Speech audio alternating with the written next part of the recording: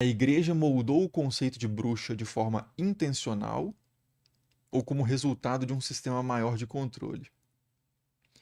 A ideia de bruxa que aparece nos tratados de bruxaria e demonologia medievais, ela é construída aos poucos, né? E são várias matrizes que produzem, são várias, digamos assim, você tem vários baldezinhos com pecinhas de Lego, você tem crenças locais pré-cristãs sobreviventes, você tem crenças locais pré-cristãs sincretizadas com o cristianismo, você tem feitiçaria, o fenômeno mais amplo, né, de produzir efeitos na realidade a partir de canalização de forças disponíveis na natureza, né?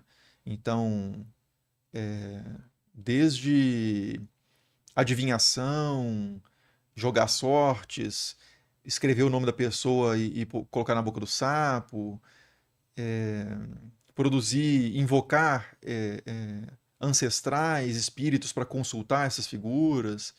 Então, que aí já é uma questão da fronteira ali de feitiçaria e magia, né? Então você tem essa outra caixinha de Lego com outro conteúdo. Você tem as heresias, né? O que a igreja central, digamos assim, o Papa, a igreja alinhada, né? A figura do Papa e de uma tradição dita ortodoxa, né? Que se impõe como ortodoxa, classifica certos grupos como desviantes. Esses grupos desviantes, mais cristãos, mas que praticam um cristianismo que é visto como herético, né? Como desviante, eles também têm um conjunto de ideias, de práticas, então essa é outra caixinha. E aí, a partir desses vários baldes com pecinhas de Lego, aos poucos, as pessoas que estão lidando com aquela realidade, monges, não só pessoas na estrutura da igreja, mas um imperador como Frederico II, autoridades, né, que são cristãos, que se apresentam também como defensores da fé, que têm ligações muito profundas, como eu comentei no vídeo, sobre a bula Ad Extirpanda, tem relações muito próximas com a estrutura eclesiástica. Essas figuras começam a tentar entender esses movimentos, às vezes genuinamente, uma tentativa de tentar compreender, mas misturado com seus próprios vieses e já interessados numa condenação desses grupos, que são grupos que podem gerar dificuldades políticas para o estabelecimento de uma autoridade local, por exemplo, rejeitarem a autoridade do Papa ou rejeitarem a autoridade de um bispo, de um arcebispo nomeado, né, por um Papa ou coisa do tipo. Então você tem as questões políticas, ideológicas, religiosas, sociais de todo tipo que levam as pessoas a falar sobre o que elas estão vendo ali. E esse o que elas estão vendo ali, a partir de vários baldinhos, a imagem que é montada do inimigo, uma dessas imagens é a imagem da bruxa. Então, a bruxa e o bruxo, né, que são montados com essas pecinhas, muitas vezes têm características que são incoerentes ali é, dessas diversas identidades em relação às quais a igreja busca se distinguir, né? Então são os vários outros, né, da igreja, aquilo ao qual ela se opõe. E isso tudo se mistura na visão de quem está operando na lógica ali da igreja.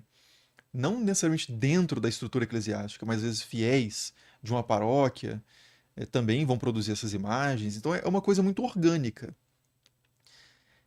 O que não significa que seja uma coisa inocente, né? Não é que orgânico não significa que a coisa brota assim, do nada. Orgânico que eu digo é que não existe uma. Não é como se existisse um momento em que alguém chega, senta e fala assim: vamos produzir uma caricatura aqui do inimigo do cristianismo para a gente poder consolidar o nosso poder e condenar as pessoas com legitimidade. Não é, isso, não é assim que as coisas acontecem. As populações já tinham várias noções e condenavam certas práticas e tinham medo de algumas figuras da vila, da aldeia, que eram vistas como perigosas, que eram vistas com um comportamento desviante, que eram vistas com crenças desviantes. Então tudo isso vai se misturando, né, e produz organicamente ao longo de um tempo é, essa compreensão que se expressa nos tratados demonológicos e de caça às bruxas, né, como Malleus Maleficarum e algumas bulas papais também, que produzem essa identidade da bruxa, né? Mas assim, o que está por trás dessa caricatura? que está por trás dessa incompreensão? Porque, assim, a perspectiva dos autores, é uma perspectiva a qual eu me alinho, é que a ideia de bruxa medieval é o resultado de uma incompreensão. Uma incompreensão, às vezes, por má fé, às vezes por sede de poder, consolidação da sua identidade também, mas não é algo que seja artificial, que seja um resultado de um processo deliberado de enganar a população ou de criar um inimigo a partir do zero. É sempre importante pensar isso, porque a gente às vezes tem uma ideia do clero que vem de um discurso anticlerical, liberal, né? Século XIX, século XVIII, de que tudo tava tudo ótimo, a sociedade funcionava perfeitamente, era tudo harmônico, né? Não tinha problema nenhum, as pessoas resolviam seus problemas de forma tranquila. E aí, clérigos, que meio que são alienígenas, né? Que não surgiram dessa sociedade, mas eles caem nesse contexto sem nenhuma relação com ele, começam a produzir discurso ideológico de dominação de forma totalmente livre, com uma criatividade sem limites, né? E não é assim. O clero são pessoas. E essas pessoas são filhas de uma mãe e de um pai que têm certas crenças e vivem, né? Brincam quando criança e são educados quando criança com outras pessoas que têm certas crenças, um modo de ser. Então, assim, o clero ele é resultado de uma sociedade. É um processo dialético, né? Quem estava no clube de leitura do Berger está bem familiarizado com essa ideia de dialética, né? Social, essa abordagem, né, sociológica dialética, que é que o indivíduo, ele é ao mesmo tempo produzido pela sociedade e produz a sociedade. O indivíduo, ele internaliza as estruturas objetivadas da sociedade, ideias, costumes, modos de andar, de vestir, de falar, crenças, leis.